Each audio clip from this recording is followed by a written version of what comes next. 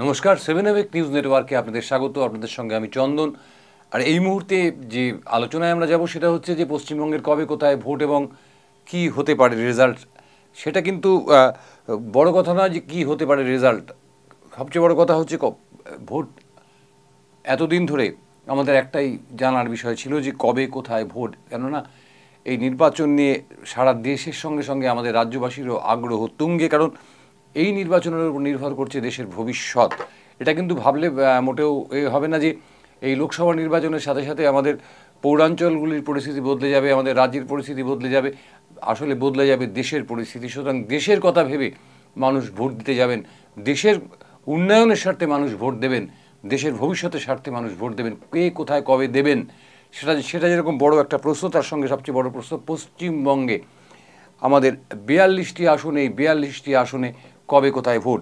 প্রথমেই জানিয়ে রাখি যে সারা দেশে 543টি আসন, সেই 543টি আসনেই কিন্তু ভোট শুরু হবে একই সাথে। ভোট শুরু হবে, মোট ভোটার রয়েছে এখানে 97 কোটি, মোট ভোটারের 97 কোটি। পুরুষ ভোটার তার মধ্যে রয়েছে 49 কোটি, মহিলা ভোটার 47 কোটি এবং পোলিং বুথ রয়েছে 10.5 লাখ। ইভিএম মেশিন ব্যবহার করা হবে 55 লাখ ইভিএম মেশিন ব্যবহার করা হবে। এবং সবচেয়ে যেটা উল্লেখযোগ্য যে পশ্চিমবঙ্গে এবার আমরা দেখতে পাচ্ছি যে 7 দফায় ভোট হচ্ছে। 7 দফায় ভোট, কিন্তু নজিরবিহীনভাবে এই 7 দফা ভোটে 920 কোম্পানি কেন্দ্রীয় বাহিনী মোতায়েন থাকবে পশ্চিমবঙ্গে এবং আজকের থেকেই শুরু হয়ে গেছে। আমি এই প্রতিবেদন যখন আপনাদের সামনে তুলে ধরছি তখন থেকে কিন্তু নির্বাচন আচরণবিধি শুরু হয়ে গেছে।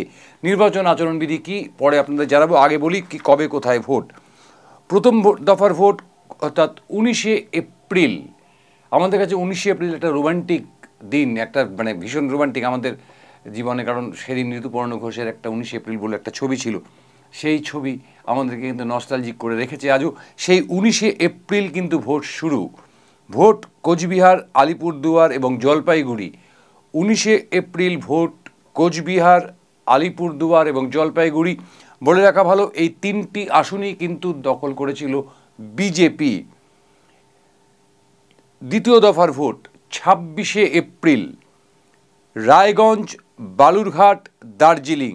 রায়গঞ্জ, বালুরঘাট, দার্জিলিং এই 3টি আসনও কিন্তু বিজেপি দখলে রেখেছিল 2019 সালে।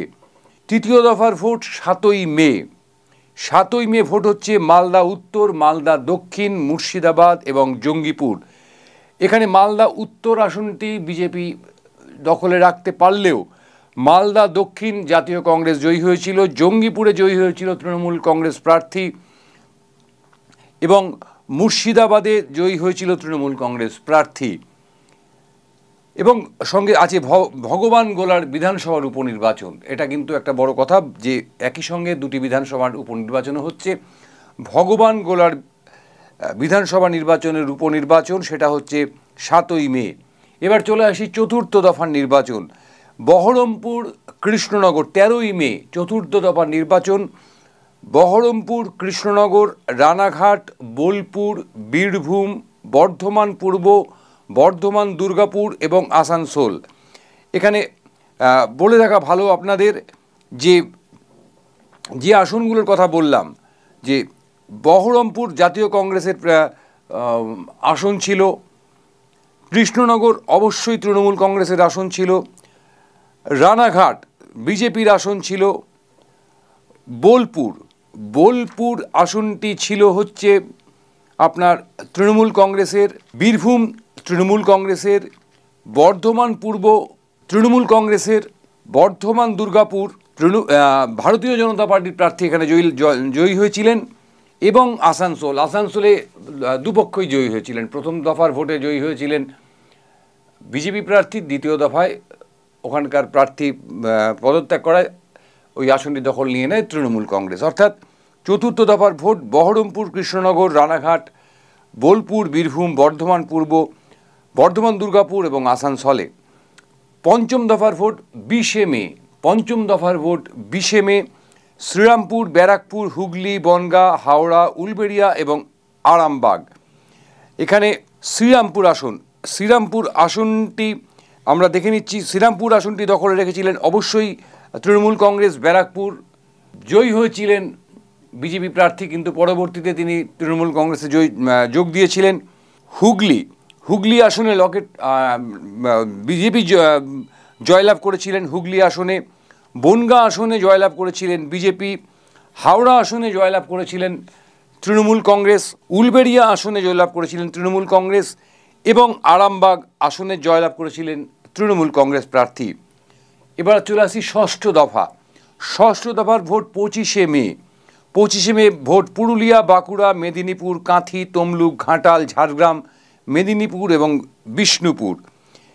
এখানে আমরা দেখতে পাচ্ছি পুরুলিয়া আসনে জয়লাভ করেছিলেন বিজেপি প্রার্থী, বাঁকুড়া আসনে জয়লাভ করেছিলেন বিজেপি প্রার্থী, মেদিনীপুর আসনে জয়লাভ করেছিলেন বিজেপি প্রার্থী, কাঁথি আসনে জয়লাভ করেছিলেন ভারতীয় জনতা পার্টি, তমলুক আসনে জয়লাভ করেছিলেন তৃণমূল কংগ্রেস, ঘাটাল জয়লাভ করেছিলেন তৃণমূল কংগ্রেস, ঝাড়গ্রাম আসনটি জয়লাভ করেছিলেন ভারতীয় জনতা পার্টি, মেদিনীপুর আমি আগেই বলেছি জয়লাভ করেছিলেন ভারতীয় জনতা পার্টি এবং বিষ্ণুপুর আসনটিও জয়লাভ করেছিলেন জনতা পার্টির প্রার্থী।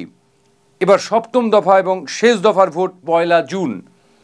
উত্তর কলকাতা অর্থাৎ কলকাতা উত্তর আসন, কলকাতা দক্ষিণ আসন, যাদবপুর, জয়নগর, বসিরহাট, বারাসত, মথুরাপুর, ডায়মন্ড হারবার এবং দমদম। উত্তর কলকাতায় জয়লাভ করেছিলেন তৃণমূল কংগ্রেস প্রার্থী, দক্ষিণ কলকাতায় জয়লাভ করেছিলেন তৃণমূল কংগ্রেস প্রার্থী, যাদবপুরে জয়লাভ করেছিলেন তৃণমূল কংগ্রেস প্রার্থী, এখানে জয়নগর জয়লাভ করেছিলেন তৃণমূল কংগ্রেস প্রার্থী, বসিরহাট জয়লাভ করেছিলেন তৃণমূল কংগ্রেস প্রার্থী, বারাসতে জয়লাভ করেছিলেন তৃণমূল কংগ্রেস প্রার্থী, মথুরাপুরে জয়লাভ করেছিলেন তৃণমূল কংগ্রেস প্রার্থী, ডায়মন্ড হারবারে জয়লাভ করেছিলেন তৃণমূল কংগ্রেস প্রার্থী এবং দমদমে জয়লাভ করেছিলেন তৃণমূল কংগ্রেস প্রার্থী। এবং এই 1 জুন একই সাথে কিন্তু নির্বাচন হবে বরানগর বিধানসভা কেন্দ্রে, অর্থাৎ পশ্চিমবঙ্গে 2টি যে বিধানসভা কেন্দ্রে নির্বাচন হওয়া দরকার রয়েছে উপনির্বাচন, একটি সম্প্রতি তাপস রায় পদত্যাগ করায় ফাঁকা হয়েছে, আর একটি ভগবানগোলার বিধানসভা নির্বাচন হবে তৃতীয় দফা ভোটের সাথে অর্থাৎ 7ই মে, এবং বরানগরের বিধানসভার উপনির্বাচন হবে 1 জুন সপ্তম দফা ভোটের সাথেই একই সাথে হবে।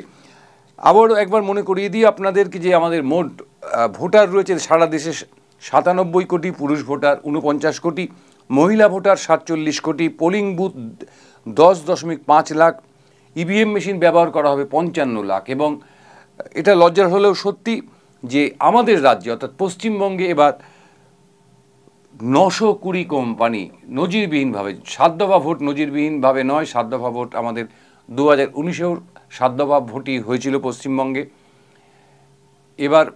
এবারও 7 দফা ভোটই হচ্ছে। এবং আমাদের দেশের অনেকগুলো রাজ্যে 7 দফা ভোট হচ্ছে। এটা নিয়ে রাজনীতির আলোচনা হতে পারে যে কেন পশ্চিমবঙ্গে 7 দফা ভোট হবে।